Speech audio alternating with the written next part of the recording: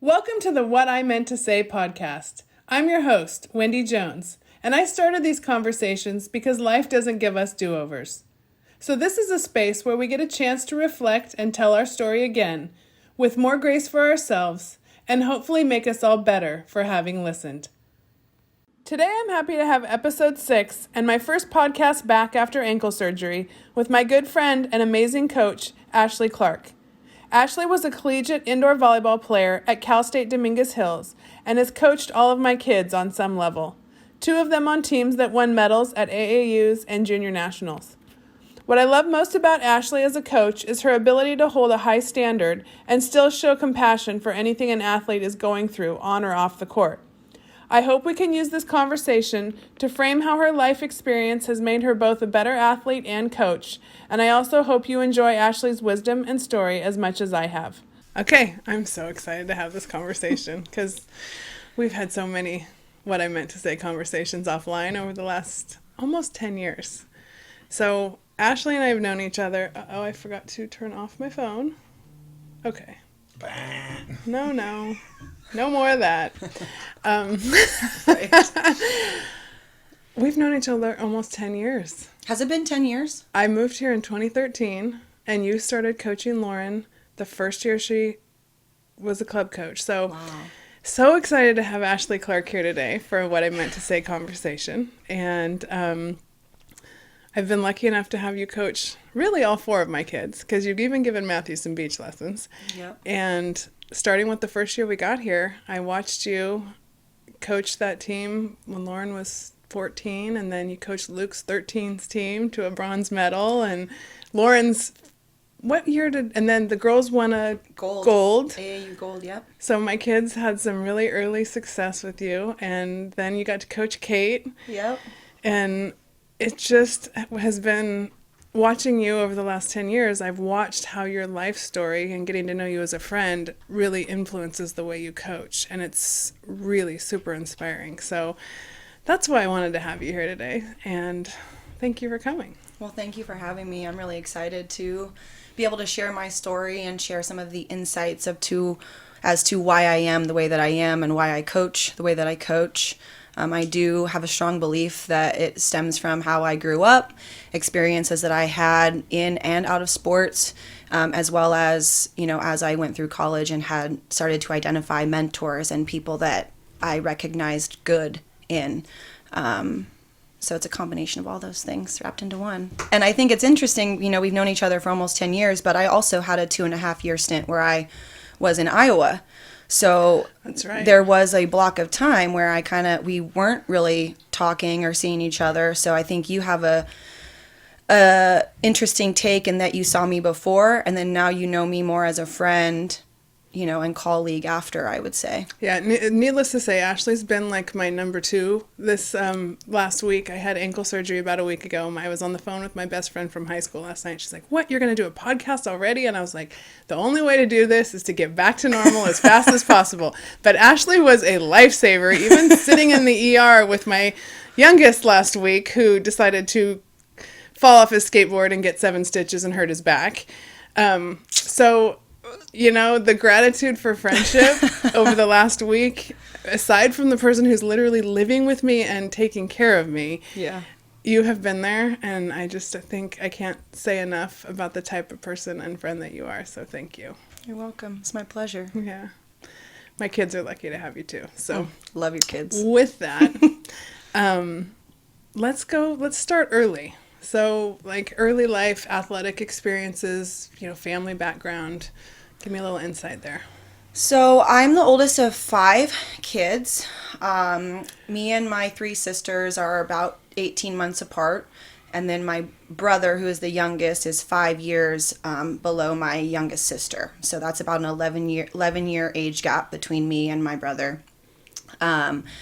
But grew up in a 2-parent household. My dad worked construction. My mom worked the night shift at a Ralph's growing up. And the reason that they had that set up was so that my mom could have the benefits through the Ralph's Corporation, and my dad could run his own construction business. So with my parents often switching roles in and out of the house, I was very much so. The oldest babysitter, the oldest sibling, responsible for making sure that things around the house got done, whether that's dishes after dinner, whether that's making sure homework gets done, which we were actually homeschooled up until my 7th grade year.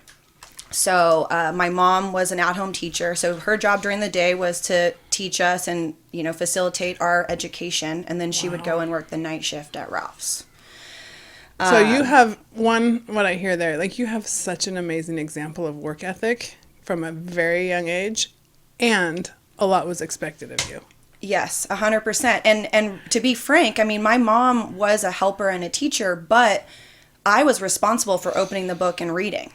Like I don't remember ever being in a classroom with my mom and her teaching me stuff. It was more like I was self-taught. I would open the book, I would read whatever it was. If I had questions, I would go ask her, but otherwise I did it on my own. And interestingly enough, math was the thing I did every day. Wow. I could leave language arts, I could leave the Bible study, I could leave the science, but the math book, every day I had that open. And I wanted to be a math teacher for a long time because of that. But yeah, so I was homeschooled up until about 7th grade. And then I also was very involved with my church. So we were at church at least 2 times a week, whether it was a Bible study or when I got into junior high school, it was a youth group. We had a group of homeschool families that would do homeschool field trips and things together. So a lot of times people think that, when they hear that I'm homeschooled or I was, they go, oh, you're normal. You're normal. You don't seem like you're homeschooled. And I said, well, my parents socialized me just the same. I went to church with kids. We did field trips with kids, and obviously I had 4 siblings. So it was never. And where were you living at this point? Hawthorne. Okay. So I was born in Torrance. I lived in Hawthorne up until my sophomore year of high school when my family moved to Bakersfield. And then I moved back down here for college. So, so we were here in Hawthorne. And my 7th grade year, actually, it was about April or May of that year, my parents decided that they were going to give us all a chance at public school, see if it was a good fit, see if we could hang, that kind of thing. So we went through, we had the placement test, we tried it out for a month, all of us. So at one point, my parents put all 4 of us at the time, 3 or 4, whatever it was at that time, into public school for a month and a half, and we all loved it. We all loved my biggest complaint was that I had to put on actual clothes instead of be schooling in my pajamas at home. It's kind of like COVID life. Like, yeah, 100%. Yeah. So, but we enjoyed it. I like your casual vibe. Like I jam with that too. So I get it. I get it. If you catch me outside of leggings, it's it's a special day. Totally. But what was interesting to me is as soon as I started going to public school, I immediately had a knack for tutoring friends, peers in math specifically. Okay. Like I had a friend of mine who was very close to me who was really struggling in math. Like she was getting a C or a D on average, and we used to plan extra time for us to be together, and I would teach her because that was the only thing I taught myself at home every day. So I was very familiar with math. So ever since that, I knew that I was helping people, tutoring people, teaching people on different levels. And you felt proficient at it. Mm-hmm. Yeah. Yes. So it gave you confidence. It was natural. Yeah. And math was a safe subject for me as well. But I was always involved with sports too. So growing up, I was, in AYSO soccer, Little League softball. When I was a freshman in high school, I ran track and played volleyball. Sophomore year, I played basketball and volleyball. So kind of all over the map in that way, until I really discovered and fell in love with volleyball. And then how old were you? How old were you when you did that? It was my 8th grade year going into, so it was the summer between 8th grade and freshman year. I actually played on an AYSO soccer team with one of the club directors here. Her name was Carolyn Lawson. She's the owner of Surfside. Okay. And she was my AYSO soccer coach. My 8th grade year. It was my 7th or 8th year playing soccer. I was a goalkeeper because I was tall and I could guard the goal. I played other positions too, but yeah, so one day she goes, you're tall. Do you play volleyball? And I was like, well, no. And she's like, come to my clinics. I'll teach you. So that summer, from 8th grade to freshman year, I spent at Surfside clinics learning how to play volleyball. And I tried out for the Maricosta freshman team, being from Hawthorne, and I made the team, so I was able to get a school permit, like a cross-town permit to go to Costa on the sole basis that I played volleyball and that I was looking to play volleyball in college. Because going to like a Hawthorne High, which was down the street from my house, that's not a volleyball program where people get recruited out of. Right. And that's something that always amazes me since I've moved to this area. And having a daughter that went to Bishop, they would play teams more inland. And seeing the powerhouse that either Redondo or Costa has been pretty much the whole time, I mean, for decades, right? And going 5 miles that way and realizing how the sport is... There's like nowhere. It's like it's night and day. Yeah. And how is that the case? So you're living that has been something that has occurred to me over and over and over again. When you go over there and you're like, look at all these athletes.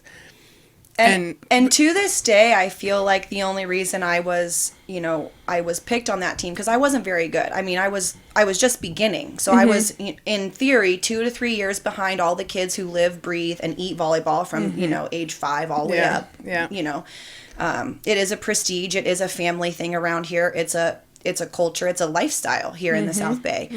So I had no false hope. Like, I knew I was the worst, but I'm pretty sure it was just because I was high.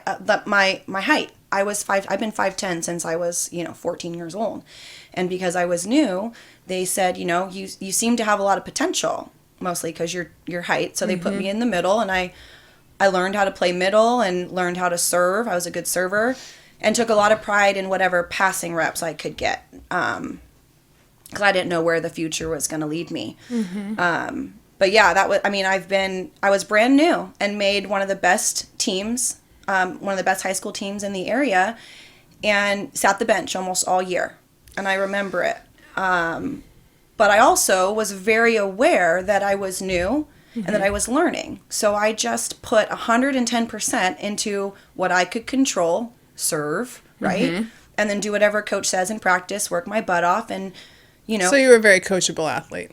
I would say so. There was one instance where a coach accused me of not being coachable. Okay. That was in Bakersfield, and it was interesting that this has come up because I can remember it vividly. There was a drill that we used to do where if we lost, we'd have to do this thing called a suicide. Oh yeah. And it was like a minute and 30 where it was like a shuffle step, a karaoke step, running forwards and backwards, and then a full-on sprint at the end. And if you didn't make it, you had to do it again. So when you have this fear, of punishment, you also want to just get the job done, whatever that is. Okay. So in that instance, I would do stuff that was not great technique or form. Okay. But it would get the job done so that my team didn't lose and I didn't have to run, because I hated running. When I figured out in soccer... I think a lot of volleyball players hate running. When I figured out we find the sport because we hated running at some point. That 8th grade year, when I learned that goalkeepers run as much as the regular field players in soccer, I was like, yeah, volleyball sounds good. 30 by 30 foot square, I'm done. 100%. And so it's just interesting because I played to win. Yeah. Or played not to lose. But then my coach would say, well, you're doing it wrong. You need to get your elbow high or do this. And my response was, well, I don't want to run. So how am I supposed to learn how to do this correctly with this constant fear of failing and having to be punished, for making an error when I'm trying to do what you're asking me to do as far as the technique? Right. So moving forward now as a coach, I'm very adamant about different segments in my practices where my athletes know this is your development purpose, portion. You have 10 minutes or whatever the allotment is to know you're loose. Whatever you want to do, top spin into the net, top spin out of bounds, whatever you need to do to develop your skill set right now, you have that. And then there are portions in practice where it is very set in, results oriented. You need to win this game, and usually I don't make them run for losing unless it's a poor effort. But to me, that was and you know, my coach accused me of being uncoachable. And I'm like, well, maybe in that moment it seems like that, and I can put myself in her shoes and I can see if an athlete tells me that, how that would make me feel. But also being aware, you know, you look in the mirror and you go, okay, well, is your athlete bringing something to your attention that you need to maybe make some adjustments? Yeah. Because that's not right. If you're asking someone to do something out of their comfort zone, yeah, or something that's, you know, or fear-based, then you have to give them some room to feel freedom to make those errors and fail a little bit in a safe environment. Yeah. And I think that that's something that I do a really good job of now as a coach, and even as a mentor or anybody I hang out with. It's, you know, you have a safe place with me. I don't always agree. I may not always, you know, tell you what you want to hear, but I'm going to provide you with what I believe is what's best, and it provides you with a safe environment that you can learn to fail and learn from that failure and move forward and become more successful. So do you feel like I've seen it with my own kids, but on average, do you feel like that mentality has cultivated a place where athletes feel like they can come to you and talk to you? 100%. And that's a big thing I tell parents and kids at the beginning of a year, of a season, or even, you know, private lessons is, you know, I say, this is an open communication line. We are on the same page. We are on the same team. And in order for us to continue that kind of, you know, facilitate that conversation, you have to be willing and know that I'm open. And I tell my kids, you know, I'm open to hear whatever you have to say. I may not agree, and I may not implement whatever you're asking. Right. But you can always talk to me about it. And usually that's an opportunity to get to know them. They get to know me. And they also gain a little bit more of an understanding, because they say, you know, why are you doing it this way, or why wouldn't we do it that way? And I can explain that. And that's, you know, the same way I was in college. And it's giving them a leadership opportunity too, because learning how to speak up and even talk to an authority figure. Yeah. You know, especially from a vulnerable position. If there's something you're not happy with, if there's something that you're feeling you're not good at. Yep. You know, having that place to go and be able to voice that and not have it be shut down or misunderstood is huge, because when a player is met with that understanding, it usually will level up their leadership ability. Yeah, 100%. And that's where you have to give them some autonomy, I feel, and responsibility of, you know, teaching them how to be respectful in the questioning, you know, how to seek for understanding. This is stuff that I talk about with my leaders with problem solving and conflict resolution too. Like, you approach it to understand the other side more, or the other person more. And then how can we come together to move forward as a team? Because that coach-player relationship, and even when you loop the parents in, you are a team trying to get the most out of this athlete or this individual, you know, in a holistically developmental way. And I do think, like, seeing the behind the scenes of coaching now and realizing at every level that what goes in outside of practice and outside of the tournaments, and the we were talking about even this morning, just like the scouting and the game planning and the amount of knowledge that you guys have based on your experience with the game, that ability to trust that there's always more going on than when a parent shows up on the sideline, or a player comes to practice. Like, you're going to let them in, but that you've already been thinking about this. Like, you guys are scouting, you guys are paying attention, you're talking to people and knowing, like, watching what's coming. And I know that when my kids were playing juniors level, I certainly wasn't doing that. You know, like, I would always love to watch the game come together, and then I started realizing how much was going on behind the scenes. But I think that's something as parents we often miss, to know that coach is showing up with a game plan and the coach really wants to win. I mean, newsflash, right? Like, we all want to win. We're all competitors. Yep. And it's amazing the care that you put in to know what's coming. And I've seen the care that you have for your athletes. And I think one of the things that I noticed the most about you is that you really have an ability to take different types of athletes and help see where they're coming from and see where you can take them.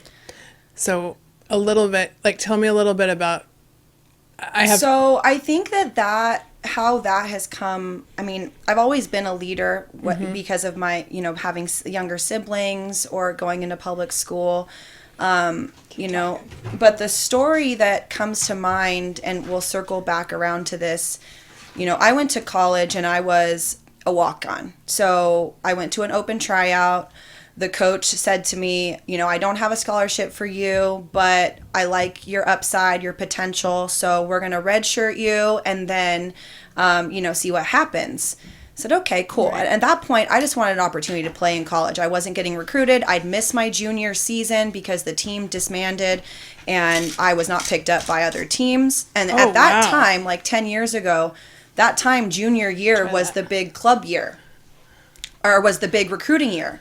So, I didn't get, I didn't. So you're out of. So at a volleyball tournament is actually the Las Vegas Classic a high school tournament. My mom sat down next to the Cal State Dominguez Hills recruiter that was there. Okay. And started kind of asking him questions. And he goes, well, we have an open tryout, bring her. So I went and he said, we don't have a scholarship, but we'd love to have you. I said, okay.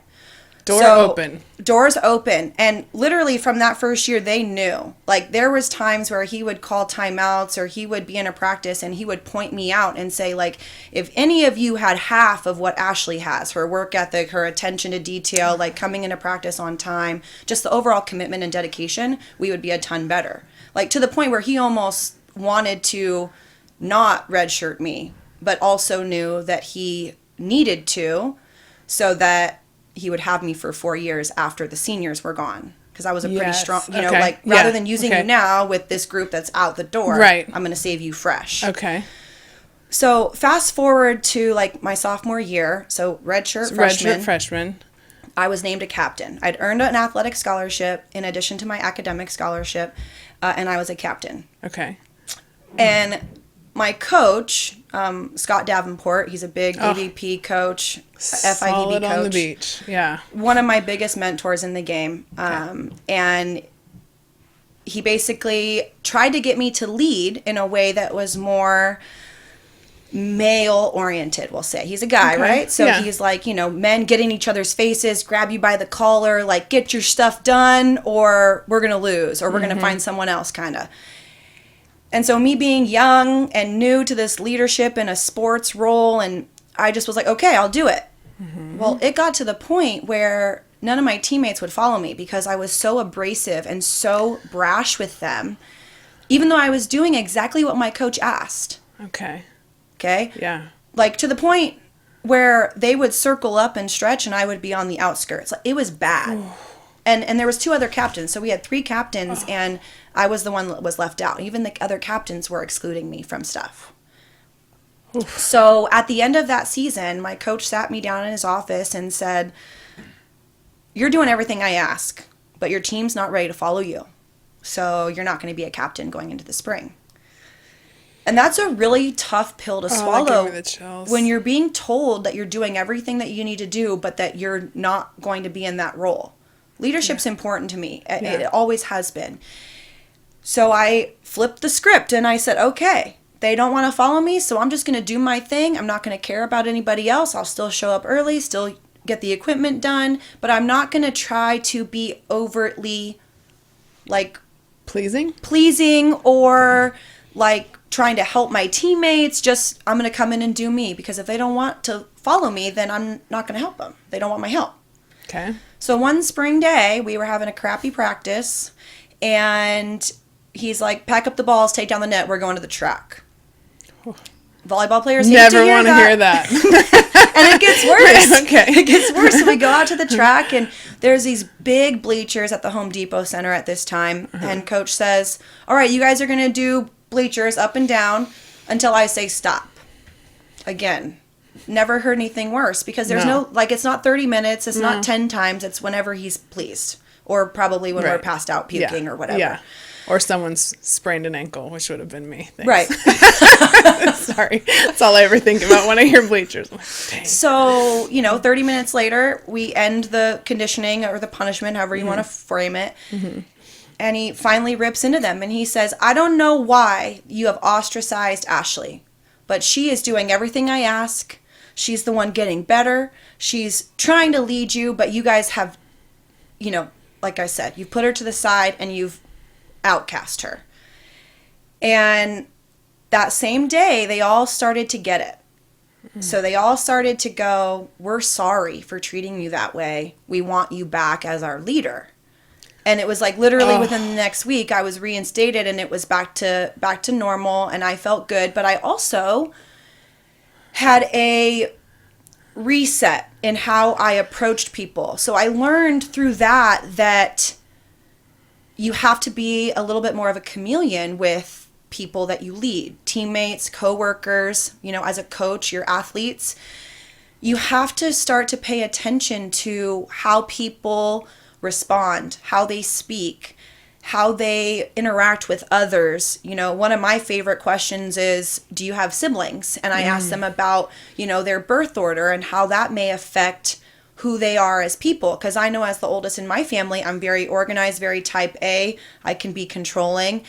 I've let go of some of that as I've grown older. But, if you have an idea of how people are going to respond to you, you can treat people with a little bit more softness, firmness, and I didn't know that before. It's not leadership is not a one size fits all proposition. No. Yeah. So going through all of that experience and then reframing my mindset on how to approach people and get the most out of my teammates, allowed me to really develop in that leadership way. And I mean, it was really sad and a tough experience as I went through it. But looking back, that was the defining moment for me, how I learned better to work with people. And I mean, even to this day, at that point, it was a little bit too late. Like, I don't have a lot of close relationships with my college teammates, because they were not there with the same intentions as me. Which is a huge gut check as an athlete and in life. And then part of the reason I'm loving where I'm headed with Be Better is finding that meaning behind what you do gives you so much inspiration and energy to do it right. Yeah. Why are we there? For college athletes, a lot of these kids, it is such a stressful environment. The pressure on them, the scheduling, the academic pressure. I listen to my kids. I mean, it is a lot. And you just have to have that deeper meaning behind what you're doing, or you burn out. Yeah. And I did suffer a burnout. I mean, okay. I gave everything to that program. I helped Scott build it from the ground up. I mean, if you ask him about it today, or you look back at articles that, he was quoted in, I was the glue.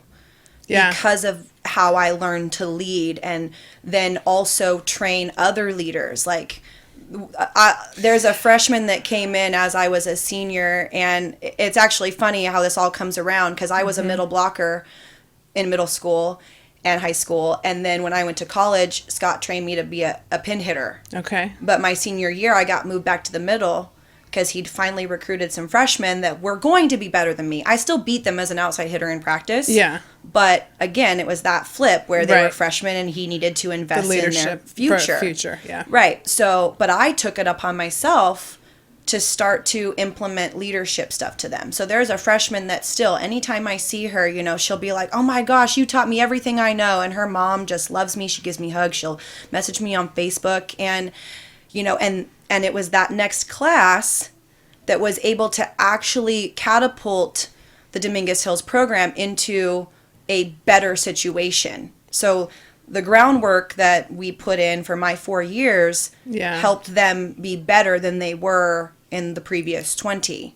Yeah. Even though I wasn't a part of it anymore, I still instilled that in them. Yeah. And that's what mentorship, imagine that, because I still remember being in the gym and the seniors that say it was just an open gym and there were no coaches around, and when they were mean to you and they weren't and you felt like you didn't belong and they weren't going to teach you something, man, you played worse. Yeah.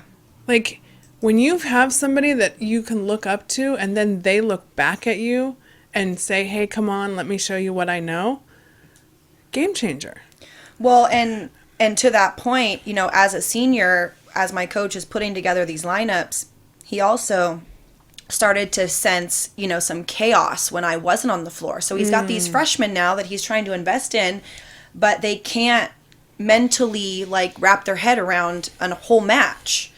And at that point, I could do a whole scouting report for every team that we played, and all the way down to who's going to get set and where they're going to hit the ball and what percentage. You guys are my favorite kind of people to sit next to when you can do that. I just like to sit and listen. I'm still learning at 47. I love listening to you guys talk. Well, learning, you learn stuff that you're passionate about. And, so he put me in the middle so that I could be like an on-the-court coach. Yeah. Because that's a primary job for a middle blocker, is to say, here's my hitters, here's what they're going to run, look for these things to happen. Mm-hmm. So, at that point I was a fifth year because of the redshirt year.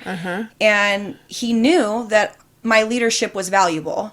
Yeah. But he knew that he needed to invest. So he put me in the middle, and I was able to teach them, how to see the game in real time, how to apply the scouting reports in real time, because that's a whole nother thing. Being able to create a scouting report and then adjust to a scouting report, two different things. Totally. And then also teach them how to be a little bit more calm, cool, and collected. Points where I wish I would have had a coach that had taught me that. Losing 5 points in a row. Hey, it's fine. We're not going to get frazzled. Just pass that hit. Yeah. Find an open spot. If they don't, And it's harder now, with everything after COVID and all of the stuff going on in our world. Getting the athletes to focus on the right things at the right time has become increasingly more difficult. So you've seen that change since coming back to the gym. One of my friends said that the studies now are saying that kids can only pay attention to one thing for 7 minutes. It's a study showing that it's a 7-minute attention span. Oh, that's so scary. Right? And what do you chalk that up to? Zoom school? Maybe you should look that up. Social media feed? He's about to look that up. Yeah. Go for it, Jay. And it's crazy to me that is possible, because I'm like, okay, so in a 2-hour practice, I need to come up with 15 drills that last 7 minutes apiece. You can't get anything productive done in 7 minutes with volleyball. And part of sports is teaching you how to build through and push through that struggle, because the only time we get into flow is after we have pushed through the struggle that comes before, right? Mm-hmm. You have to master something to get a skill right, to get your technique down. It takes a lot more than 7 minutes. Yeah. Repetition, and whether that's in school or in sports or in life, it takes focused energy. And if that is draining, I don't know what you found, Jay, but that is a scary statistic. Yeah. And I look at myself and I go, well, it's hard for me to sit through a 30-minute show anymore without picking up my phone. Yep. And totally. But then I can also be aware of it and say, okay, maybe I need to put my phone in the other room so I'm not reaching. We have, your generation and my generation, we remember when that wasn't an option. Mm-hmm. We have that awareness. Think about always, from the day you were born, having that thing in your hand. It is absolutely hijacking our minds and our attention. Well, and when I was a kid and I got my permit to go to Costa, my parents weren't going to let me have a cell phone. Okay. But because I got the permit to go across town, they thought that I should have it for practices and scheduling. Tell me, what year did you graduate high school? 2006. Okay. Is when I graduated high school. And so I remember getting a cell phone, and it was, it's that old Nokia one where you had all the letters, and then Snake was on there. It was the big game. So fun. I wish they would bring that back. Maybe they probably have it somewhere. But I left my phone in my backpack one day while I was at track practice, and it got stolen. And it's funny that this comes up, because my parents, when I told them, I left it in my backpack where I was supposed to, and it got stolen. And their response to me was, well, you're not getting another one because you were careless or irresponsible. You're like, what was I supposed to do? Lock it to my But I didn't get a new phone, and so I had to be extra good about communicating and, making sure that they knew my schedule and where I was going to be so they could pick me up or whatever. But, you fast forward to now, and it's like these kids are getting phones at like 5th grade. Totally. And if they break it or they lose it, they're getting like, a new one in a week. They can't live without it. And it's like, God. Yeah, I had to drop Matthew off for a test, and they did not allow cell phones into the test. So you're literally... I'm like, I promise you, your dad will be here in the parking lot when you come out. Do not worry.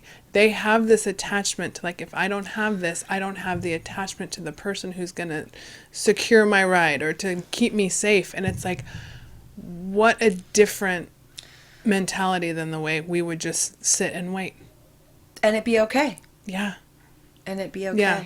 But that doesn't happen anymore. Like, the kids are... I mean, they talk about all the time, oh, my mom took my phone away. Well, what do you need your phone for? Like... And you certainly don't need it out in the gym. No. It's like... I actually had a parent take away some phones at the dinner table the other night over the weekend, and I was like, oh. Play stack the phones, I'm gonna start doing that now because... stack the phones. I know that you guys are doing it, so I'll do it now because... But the kickback can be... Yeah, you kind of have to build a culture that... can do that. They complain, but they also, it forces them to interact with each other, which I think is important, because without interaction you don't learn like that psychology and like how to work with others. Right. So although they're all sitting there in a circle individually on their phone, but they're all somewhere else, right? Yeah, which again is something else I think in the team environment nowadays is there's a lack of community and like support, I feel, because everyone's so individualized. So it's like, how do you really make people care about not only their role, but the role of others? Like, the kid. How do you make other people better, not just yourself? Yeah. And that comes back to leadership and identifying people that can step into those roles appropriately, or develop into those roles too. And I've seen you do that. I've seen you identify kids, and not necessarily like the all-star kid, but the kid who shows that leadership potential. And I've seen you pull them out and, help foster that you see in them. And it's such a gift. It's something I'm passionate about because I feel like we really do have a lack of leadership across the board in our society. And leadership doesn't have to be one size fits all, but you find the strengths in your kid, like in the athletes or in your own kids or in your coworkers, and you try to invest in that because it builds confidence. It builds a sense of like value, like you're adding to things. I mean, that's one of the worst feelings for me is to like be a clock puncher. Like, oh, I'm just going to show up and do my job. Well, no, how do I add value to this? How do I add value to your life as an athlete or a leader or a student or a daughter? Like, all of those things are equally as important. And volleyball is or sports in general is such a unique way to be able to teach that. That dynamic, the team dynamic, how we work together, and then what your strengths and weaknesses are. Because it's not just developing strengths. It's identifying weaknesses and learning how to make those weaknesses stronger. Yeah. Rather than just saying, okay, I'm just going to not be a great passer. So I'm just going to learn how to hit really well. Yeah. Well, no, that's not the right mentality. It can be your mentality. That's fine. But if you really want to be a high level athlete, you need to be, have a growth mindset and be pursuing things that make you better. Yeah. That you're not necessarily the best at right now. Yeah. So, there's a couple more things I wanted to get at. Go Jay. The attention span for kids was before the pandemic was 12 to 18 minutes or something like that for kids of a certain, I guess preteen to teen. And the study you were talking about, I believe, is still in peer review. Okay. They're still going through it. Psychology Today said that college students, their attention span has shrunk to the mentality of a kid who is 10 to 14 years old, which is, I think I'm going to double check it, but it's like 18 to 22 minutes. Which think about getting through college and the amount of information that you take in. So those years. Here's the site. It's coronavirus pandemic, and it's entitled "Has a Pandemic Shortened Your Attention Span?" For anyone who wants to read more on that. We'll definitely put this in the also, show notes. the previous one when they started this was called Psychology Today. So you see the website over there. I'll blow it up a little bit. That's Psychology Today, and that was from that was when they just started to scratch the surface from May. Let's just say May 2021. Yeah. So here it is right here, what we were talking about. Minute 22, the brain would suddenly turn to jello. This is college students. Oh, wow. Other studies have found that the attention spans vary 20 minutes or 42 minutes among children who are 10 to 14 years old. So wow. I haven't found the 7-minute thing, but I will say this, you're onto something. and Unfortunately. We've all seen it. Yep. Yeah. Jay, do you have cell phone rules in your practices? Like, do your girls that you coach have cell phones out in the gym? Sorry, I'm curious. Absolutely not. Okay. Absolutely not. No, Just you wanted to go on record with that. You have to treat volleyball, and I'll get the camera off me, but you have to treat volleyball like theater, like you're going to go watch a play. It really is. It requires your unconditional attention to have respect for what you're watching and what you're participating in, whether it's an audience member or whether it's a theater performer, right? Yeah. If you're a theater performer, you're not going to stop performing to answer your phone when everybody's watching. Yeah. Because so you treat volleyball like that. You come from a different angle of respect, and then the whole notion of even having your phone with you is ludicrous. Yeah, I like that. Scott used to say, leave your baggage at the door. I like Which that. includes the phone. Which includes the phone. Yeah, he would say, like, whatever's going on, you leave it at the door. As soon as you walk in here, it's all volleyball, it's all business, and that's something that stuck with me for a long time, even to this day. Yeah. Like, I can block out personal stuff when I'm coaching or playing the sport. Like, and it's the only thing. It's amazing. And that's something I try to teach them. You're so good, dude. What? You're so good at that. Sorry. Yeah. I try to tell them, like, this should be, again, going back to the safe place. Right. Right? This is a safe place that stuff, it matters, but it doesn't matter right now. Right. Like, and in this moment. What's going to happen in your body in the next 2 hours? Getting that endorphin release. I used to always say, I've known that for the longest time. I just need to go, whether it was swimming or volleyball, it was going to hit the wall. I'm going to go hard. And then whatever's bothering me going in, it's going to look different coming out. Yeah, I had a kid. It shifts your perspective. I had a kid that came to see me for like a 7:40 private lesson the other night. And she comes in and I could tell she was crying in the car. And I was like, what's going on? She goes, I don't want to talk about it. I was like, well, something's going on. You're going to have to tell me something. She goes, I didn't think I was coming tonight, but my mom scheduled me and I have a science test tomorrow and da-da-da-da-da. And I was like, okay. Gave her a hug and I said, here's the deal. You're here now. Your mom left. You're here now. So we're going to put whatever that was in a box. You're not going to think about it. And then when we're done and you go home, you can think about your science. So, we went through the lesson and, by the end of it, she was smiling and having a good time again. And I said, do you feel better now? She goes, yeah. I said, now you can go home and you can study your science. And your brain's turned on. And she's like, okay. Yeah. And the next day she comes back to practice and she goes, Coach, I got a B on my test. And I was like, and you felt okay with that, right? Yeah. She goes, yeah. I said, so what'd you learn? She goes, maybe not to stress about it so much or like just to take things one at a time. That right there. Because this phone and the world will tell us multitasking is the way, and we're always thinking about 20 different things, and I'm going to stress about this while I'm doing this. Be here now. It's that simple. Be present. And look, but you have to bring it down to their level, and you gave her that opportunity to see.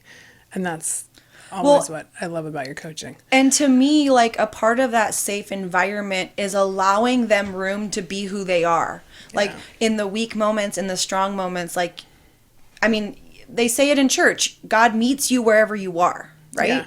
So, not that I'm God, but as a leader, you have to know where to meet people. You have to allow people to be who they are, struggles, and great things alike, and I think that builds trust, and it builds an open communication line, and again, that safe, nurturing space where they know, again, like there's expectations, there are standards, but it's okay to have to step back, like, and do some reflection or understand that, and I've been going through some stuff in my personal life over the last couple months, and I've just been asking myself in the mirror, like, what am I learning? What is this supposed to be teaching me?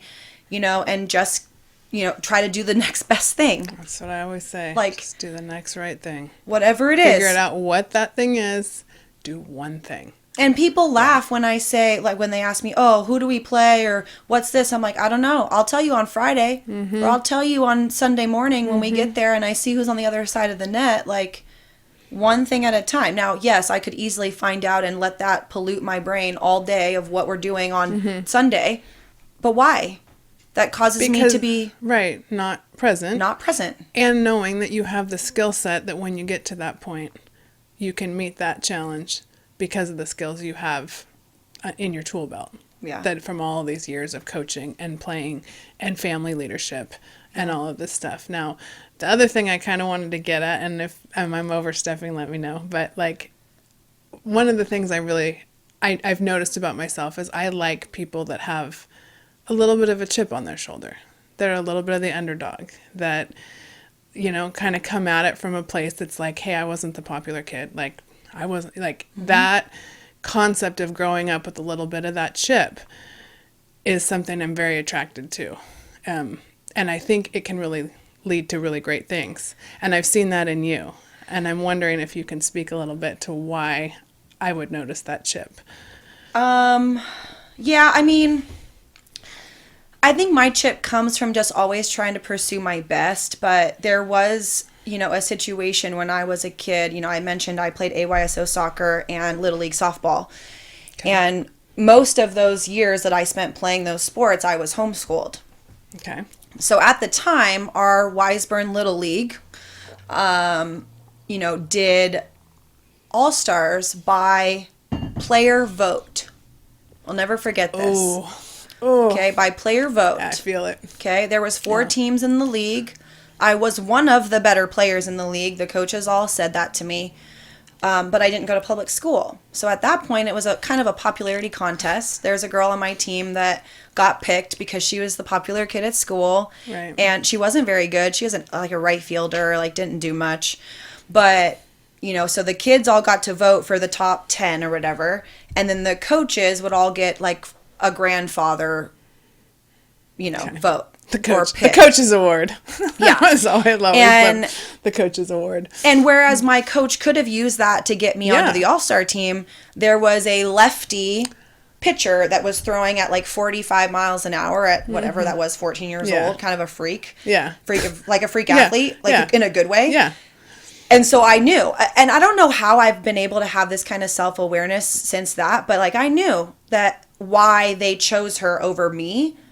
But the frustrating political piece of not being known, even though I was one of the better athletes, is something that stuck with me for a long time. So, like, that's one of the reasons up until the last few years, even personally, like, I've not paid attention to political stuff in our country, like, to be completely honest, because it turns me off. I don't like the entitlement. I don't like how you pick sides unknowingly. I don't like how information's misled or not completely forthright, and even now, people in this area often, if you don't have a name or you didn't go to Stanford or UCLA or you don't have a gold medal, it takes some like up and coming. You have to prove yourself. I have a bronze medal at 14 under girls. I have a gold medal at 15 under girls, bronze at 13's boys. And so I've gotten medals as a coach, none as a player, but as a coach I have. But I still kind of get overlooked, or I still have questions that come at me about why I make decisions or what my philosophies are. And I'm perfectly forthright with them, with everything. Like, these are the things I believe in. This is how I run my teams. And the word that I like to use a lot is integrity. To me, politics and integrity do not go hand in hand. They are actually opposites, right? It does feel that way a lot. So that's in a lot of given environments. It's whether we're talking unreal. national scene, we're talking club volleyball scene, we're talking, they're just, I totally agree with you. And I get that, everybody has a different course of life that's brought them to their perspectives. And I will always say part of politics is your life story. Yeah. That plays into your politics. However. So I agree with that, and I can relate to that, but, at the end of the day, there are things that are better than others, that are the right versus the wrong. Mm-hmm. And to me, just showing up to a tryout because you have a certain name and you're going to make the team is not one of those situations. Or, just because your dad has more money than, the next kid, to me, you should be rewarded based on your work ethic, based on what you earn, based on merit. It's not, it was given to you because your family is rich or because your name, belongs in this volleyball world. Because some generation before you did something that, and really that handicaps the kid. Because to think that you are expected to live up to whatever was done by somebody else who came before you robs you of your own path, for one. And then it leaves, what I see a lot of times is it leaves this sense of proving and this void in a child who hasn't yet found what they're good at and what they're, how to grind and understand that you're not good before you are good. Right? Or if you're in that situation and your kid is just being handed everything because of their name or because of whatever prestige, what is that teaching them about life? Yeah. That things are just going to get handed to you when they're rough, or if you complain, you're going to get things that you want, or, whatever. Do I think people need to be punished all the time for not doing the right thing? Maybe not. Now, new school, it's you don't make kids run because they lost. You have to make kids run because they're not following instructions or because they're not working hard. Mm-hmm. But that's old school. Nowadays, it's it's more about the mentality. What can I get to click in your brain differently to make you see the big picture? Yeah. Or how this instance, one of my friends tells me that the biggest thing leaders can do is show you what you need to do without them even knowing. Right? Show them what they need or what they want without them realizing. Yeah. You know? Yeah. And so it's just very interesting to me, but it goes back to that from a young age. I've always been, I was a late bloomer with volleyball too, starting, 8th grade to 9th grade. I played 1 year at Costa, and then my family moved to Bakersfield. And, I actually had an opportunity, entitlement-esque, where I practiced with the varsity team because I was from Southern California, because I played at Costa. They're like, oh, she's got it. Yeah. And then I spent the 2 weeks with the varsity squad, and the coach goes, well, you could move down to JV and you could play, or you could be on the varsity squad and maybe not play as much. And I chose to be on the varsity squad and sit the bench. Mm. We ended up getting a Central Valley championship ring that year, which was cool. That was huge. But I always knew that if I played up or played with the more talented players, that I would increase faster. Yeah. Because of my work ethic, because of my attention to detail, because of my dedication, I would be able to learn faster and retain faster. So you chose to be the small fish in the big pond rather than be the big fish in the small pond. Yep. And then I did it again at college when I walked on. And I was a non-starter, no athletic scholarship, and I earned it. I earned it all. Huge. Yeah. For your club in your high school, how much did coaching have to do with that? For club in high school? As far as being in the big ocean with the big sharks as opposed to being the big fish in a little pond. Did the coaching staff on the varsity team is that the kind of coaching you wanted, as opposed to just going with the other team and just getting more touches? How much did the coach come into play? Not at all. For me, it was purely understanding that for me to level up my game as fast as possible, I needed to be playing with the best athletes in the gym. There you go. And the coach, and actually looking back, that coach, now if I went back to the high school and said hi to her, we would have a good relationship. But I didn't like her when I was an athlete because of the story I shared earlier about her calling me out about not being coachable and things like that. But that's part also as you develop as a coach or as a human, you take snippets of things that you like or dislike or how you mold them into your own. But yeah, no, it wasn't coaching for me. It was, I knew I needed to be playing with the best athletes or the best volleyball players. Yeah. And that's not a comfortable situation. And I wonder how many kids today would choose that, because it's a very uncomfortable place to be the 13th man. I don't know. I don't know how many kids. I don't see a lot of kids making that choice. Yeah. There's a few. I mean, I have a 13th kid. And we are in a very highly competitive environment. That being said, I did not grow up. Like, the kids around here think they're not good at 13, 14. And it's like, dude, you haven't even scratched the surface. So it's hard because there is that level of play going on. Yeah. But so maybe the opportunity is not there as often either. But that's a big choice. That's a lot of removing your ego from a situation to make you a better athlete. Well, and when you look at the scope of club around these parts, right, South Bay, you have a ton of teams. Mm-hmm. But the talent or the best players are all dispersed to different clubs. And so therefore, there's no all-star team. There's no all-star team. There is one or two strong teams that usually funnel the best players. But if there was one club, the premier club in the South Bay, and all the best players really fought for those coveted 12 spots, like Southern California would win a gold medal every single year. Yeah. Like whatever club that was. But everybody's got their own ego, and most kids now don't want a challenge. Like, they'll leave a top 10 or a top 5 team because they were not getting playing time and go somewhere else where they're going to start, but then not be as good because they want to start and have playing time. Like, it goes back to the question that, I've asked athletes to get to know them, like part of a recruiting questionnaire. Would you rather be the worst player on a national championship team or the best player on a bad team? And how do your athletes answer that most often? Most of them want to be the player on the bad team. Wow. Because they don't understand. Like, because to me, I look at it and I go, well, I want to be the worst player on the best team because I know if I work hard and I pay attention that I'm going to be able to get on that starting court. I don't look at it and go, well, I'm never going to play. Yeah. I go, well, I'm going to earn my stuff. It's his mindset.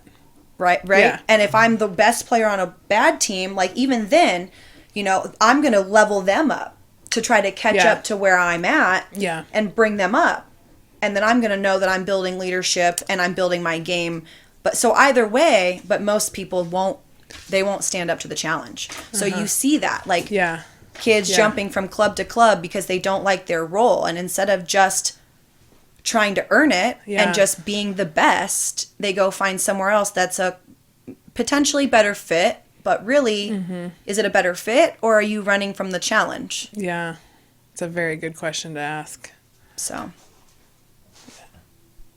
I think the false dichotomy of you have to be the worst person on the best team or the best person on the worst team poses the question. But once the question is posed, you have to allow room for that big gray area in the middle. All right. I just told you I had Sharif on the podcast from Qatar. They don't do training groups. They will not move somewhere and stay somewhere. They'll visit and they'll test their mettle on this and that, because if you have the right coaching situation and you have more touches, you have more repetitions, you're probably better served not being in that group. Yep. So we collectively, everyone sitting in this room appreciates the dichotomy of best of the worst or worst of the best as an introductory in the conversation. But we as coaches and all of us collectively have to be really careful to not end the conversation there. Yeah. From the beginning to the end of that journey of that dichotomy can change really quick into a false dichotomy if you don't address this huge gray area in the middle where, by the way, the other 19 kids exist between the two kids you're talking about. And that goes to that. It also made me think about that the sense of community that you can get within a team that stays together. I mean, Luke had an incredible run with a team that sticks together, and what you lose in that hopping, looking for your ideal situation, you're losing friendships, Yep. you're losing continuity, coaching style, learning, if there's a philosophy that runs through a club. There's so many things that play into what your experience is outside of winning, losing, and being on the court. Now, yes, all of that is important. But man, when it goes away and you get further down the road, what do you really remember? Well, like, and not everybody, I've been blown away by the opportunities my kids have had and where they've gotten to. But I still love, Savages. but I have none of that. And love this sport more than, like, my kids know. I'm like, I had one that quit, and in the end I said, look, you are not breaking my heart. What would break my heart is if you came in and said, Mom, you can't play anymore. Okay? That's how much I love it, and I never had any of this stuff. I know, I love watching my kids do what they do. It's awesome as a parent. But there is all of that in the 19 in the middle. Like, who are you on that court? And I think, like, to your point, I've been on both ends of that spectrum, right? So as a late bloomer, I was the worst on my team, up until I basically was a captain and a starter my sophomore year. So that's like 5 to 6 years of development where I was like always grinding. And then I was the go-to, taking 1,000 swings in a season, most terminal player.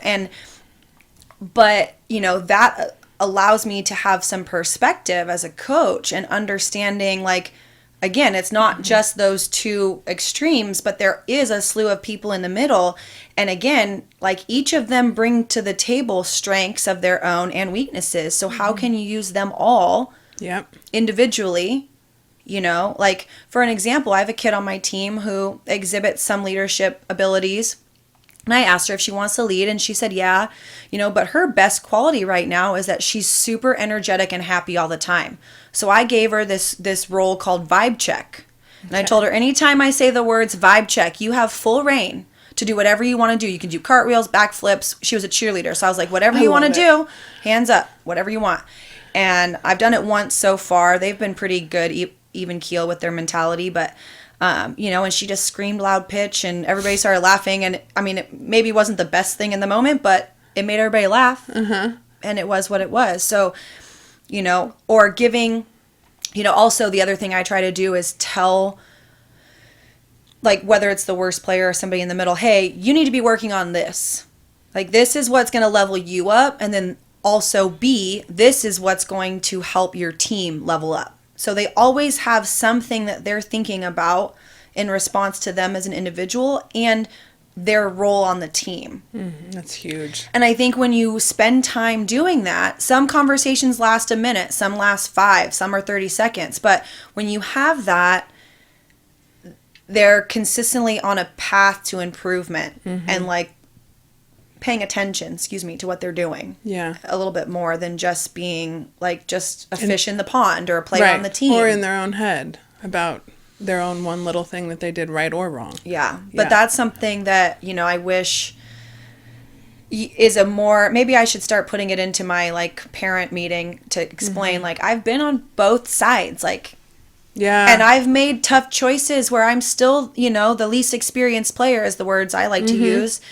And, situations where I've been the most. Yeah. Both of those things, though, have taught me different perspectives, and my desire to lead, I put those things together and I really am able to come up with a formula that I think, you've seen work, relationally and, with sports. So. Well, I mean, this conversation is so awesome, and I think there's one more thing that I've seen you do really well that I think is really important out there before we close it up, but compassion. I've seen you cultivate compassion within teams, and I think as through what the world's coming through right now, through the adage that you never know what's going on in someone's life, like there's always more going on than you know. I've seen you take certain players who either could be gifted players but have something going on in their life or have, a learning challenge or whatever that might be, and I've seen you cultivate compassion amongst your players, and that, like, it gives me chills to say it, because I think it is so important, because it allows these athletes to thrive. What are some of the things that you've done in that? I mean, the biggest thing, I think the first step is establishing the open communication lines. So, you know, whereas I ask my kids to be honest with me about, you know, what's going on in their lives, like, you know, I mean, and some aren't comfortable with sharing every little tidbit, but even just as much as, like, I had a bad day at school today, so I'm just not feeling great. I mean, I do the same thing. So if I've had a rough day or I've been crying or whatever, I come into the gym and I say, look, like, I'm going to be honest with you, just like I expect you to be honest with me, not having a great day. Yeah. So if I'm a little bit on edge, or if I don't say a lot, like, it's not that I'm mad at you, but this is where I'm at today. I'm sure, like, it would be great if you guys could help me out of it, which usually they do, because that's what I love. And they step up. They go, okay, coach is not feeling great. We're going to, you know, whether it's conscious or subconscious, they usually can do a good job. So modeling. Yeah. The other thing I think is taking the time to do those one-on-one check-ins with certain people, because the more you check in with them, the more you learn, the more they'll start to talk, the more that they trust you.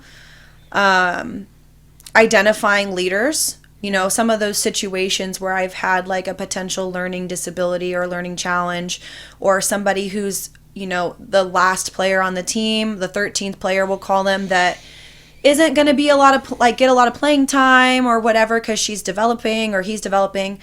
But making sure that they feel valued, or getting other people, you know, like, I'll tell my captains, hey, you know, we need to make sure that so-and-so feels like they're included.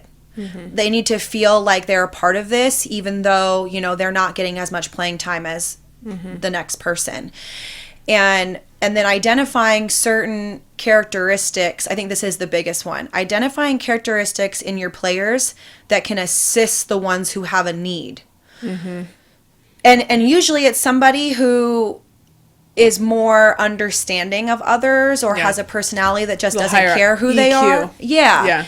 And you kind of tell them the basics, like, hey, this person needs A, B, and C. Mm-hmm. And I think that you could be really good at helping facilitate that. And so they take that as a leadership role. They take it as a responsibility. And then it's something that me as a coach can observe and then adjust and tweak as it's required, to the point where, you know, the kids will eventually speak up to the team and show them, you know, like, we had a conversation last year on my team, and I knew, you know, what one of the kids was going through, and one of my captains did, and I was like, I need your help, like, just make her feel included. If she's having questions or slow understanding, like, just kind of feed her information. And it got to a point where there was some misunderstanding from the rest of the group, so we kind of sat down and started talking about it as a team. And, you know, and someone made a comment about this athlete, and I looked at her and I said, would you like to share why that's so important to you? It was like, oh, I really appreciate so-and-so telling me this and this and this. Mm-hmm. I said, can you share with everybody why that sticks out to you? Mm-hmm. Now, and that's a question. It's posed as a question. Right. And so this kid speaks up, and she, you know, kind of gives the team her background. Yeah. And so that kid now is speaking on something she's never spoken of on herself before. And now the team is understanding, oh, that's what potentially has been the disconnect here. Is like, there's a reason why she says certain things or behaves a certain way, but it's not for a lack of effort or a lack of paying attention or care. It's literally a lack of ability in that moment, or for that structure of activities or sequence of activities. And so often I've found that creating those environments is what allows that nervous system to come down and create that moment where that player feels safe enough to share. Yeah. And that is so huge, because that's where sports becomes part of their bigger development. Mm-hmm. And that's, in the end, I will always say, no matter what the scholarships are and no matter how fun it is to watch number one take on number two and see championships and medals and cups and all of those things won. What we learn on the court when we're juniors will take us out and teach us for the rest of our lives. And so, you know, you are like, I've just seen you be such a gem of a coach, through better and worse, and with all different levels of players and ages and, you know, skills. And I just want to say, like, I'm so, I always tell you, I always end up sounding like a mom, but I'm so proud of you. And I'm so grateful to have you as a friend, but to watch you coach is just one of my favorite things to do. So Thank you. Really, I guess I want to give you the chance to, if you have one, what I meant to say moment, if you want to put that out there. Plus, Yeah. Instagram. Plus Oh yeah, Instagram. I will. Yeah, thank you.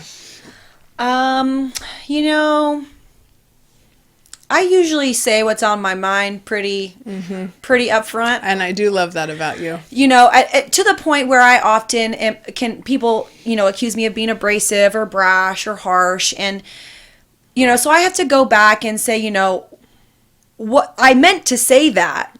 How I said it, you know, is different, or how we got to that conversation is a little bit different. But, you know, there was, you know, my first year at SCVC, when I started coaching there after about 3 years at Triumph, I had an athlete who was suffering from some knee pain, and she was a little bit overweight. So this is, you know, 7 years ago. Okay. A little bit overweight, and I had been in those shoes. Like, at my freshman year, after I redshirted, I'd gained the freshman 15, and my coach sat me in the office and said, "Hey, if you don't lose 15 pounds, you will never start." So I said, "Okay, what's the plan?" He put me on a diet. I joined the track team in the off season. So you responded to that. I was like, I'm done. Yeah. Okay. I mean, it was hard. No one likes to be called fat or like tell you need to lose weight. I mean, let's be honest. Nobody likes that. No. But this is my goal, and this is how I can get there. So another fun fact, I was a dual sport athlete. I ran track and volleyball in college. Rockstar.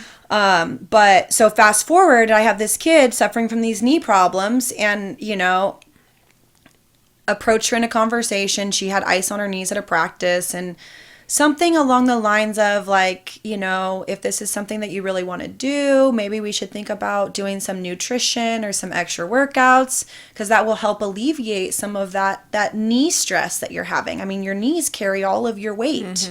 You know, I mean, even just picking up 2 5-pound dumbbells and walking up the stairs is more difficult than your body weight. And the player ended up quitting my team that year. So, you know, what I meant to say, I feel like the message was right. I feel like it came from the right place, but I feel like maybe I could have asked for an opening, you know, like, would you be open to having a conversation about nutrition and overall physical, you know, wellness? And then go into it. Because if the answer is no, then I don't even have to go down that route and deal with the quitting and then the stuff with the boss and stuff like that. Which it was not a big deal. Yeah. You know, it's a difference of opinions. And that's you know, that is another thing I've always loved about you is that ability to reflect. Yeah, and, you know, so looking back on it, it's, you know, maybe I should have just asked a question first. Like, would you be open to this conversation? Because my heart was in the right place. It was going to benefit the athlete. But if she wasn't ready to hear it, you know, and I was younger then, so a little less experienced. But if I would have asked, she would have been more open, and maybe she would have stayed on the team or felt a little bit more compassion and care if I would have asked if she was ready rather than kind of dictate it. I see where you're coming from on that. But again, you know, I'd been in that shoe, and I wanted to play. And I was a great like, okay. example of everybody's going to respond differently. So if you ask the question to preface the conversation, then you will save your butt more often than I think you'll, you know, get burned. But that would probably be. Yeah. But mostly I speak my truth, and people that work with me know that, you know, you're not going to get anything but honest with me or from me. You know, it may be rough to hear or tough to hear, but I'm always honest. And then you always know where I stand. Yeah. And that's huge as a matter of trust. That is huge. I think so. That's how you Yeah. build trust, being Yeah. honest and following through. Yeah. That's a big thing for me. Like, I want to trust the people I work for. I want to trust the people I work with. And again, you know, I want my athletes to trust me too. Yeah. So in order for them to build trust, you know, it happens over time as you tell them truth and they see the truth, right? Yeah. They start Words to and trust. actions. Yeah. But yeah, just being honest and Yeah. forthright, I think, is a big deal. Well, the other thing is you are an amazing technical volleyball coach. So going to what Jason was saying, like, where can people find you? Highly recommend training with Ashley. She is a rock star. So I love doing private lessons and groups. My Instagram is at Coach Ashley C. I currently coach for SCVC. I have a 15s team and a 14s team. You can find me for private lessons at CPA facility. Boys or girls? Girls 15s and 14s. I coach. She's done both because she I've done- coached No, I Luke. know. 'Cause Yeah, when I yeah. met her, it was boys. It was, yes. I was doing evolution or something. I coached boys again the year before COVID. We didn't like, even get going into that, COVID. like the differences between coaching boys and girls. That could be a whole nother episode. a whole nother. Let's get into that. That's a fun conversation. So back to where we can find you. Yeah, at Coach Ashley C on Instagram, CPA facility for private lessons and classes. And then right now I'm at SCVC for coaching girls. Awesome. And I'm loving it. It's a challenge. New year, new challenges, new groups. But Post-pandemic, you all know, that stuff. but it's learning, you know, and if you can be self-aware and you can have, you know, the strength and the vulnerability to look in the mirror and do reflection, to me, like, coaches should always be learning. Like, if you're not learning as a coach, then you should just stop coaching, because as kids grow, as the time evolves, things change. Things are different now than they were when I was a kid. I mean, we didn't have a libero when I was a player. Right, yeah. I mean, when I went to college, they were playing sets to 30 instead of 25 still. Oh my gosh. You know? Yeah. So, to me, coaches need to be learning. They need to be self-aware. They need to be, you know, trusting and trusted. But yeah. Well, thank you for being all those things. And thanks for being here and for the friend you are to me and all the help and for all the things that are to come. So this was a great conversation.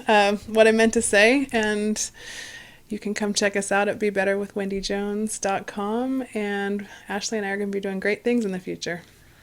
Yes. Thanks for joining us for the What I Meant to Say podcast. For more real conversations like this one, come on over to the Be Better community at www.BeBetterWithWendyJones.com, a place for athletes and parents to grow and find meaning behind what we do every day so that we can be strong on our own and better together.